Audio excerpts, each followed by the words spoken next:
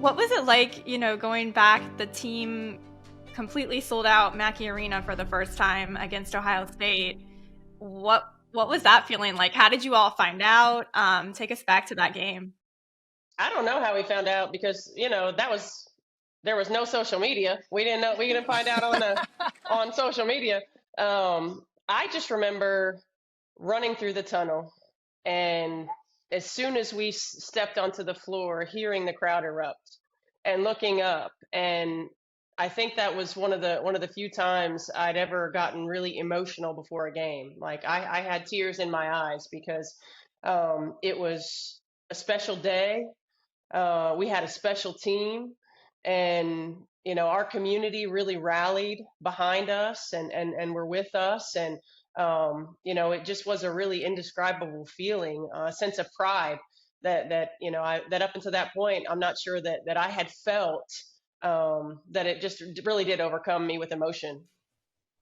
Yeah, I think for me, I mean, it was an emotional week for me just because it was a week my grandmother had passed away, and we had a really tough game at Penn State that Friday. And honestly, with it being senior night, I was already emotional or a little bit just, I guess, maybe overwhelmed just from, like Steph said, just everything we had gone through, what we knew we came to Purdue to do, and to walk out of the tunnel and see, all those fans. And then for me personally, a lot of people from my church, from my family, from my community came up from Kentucky to support me.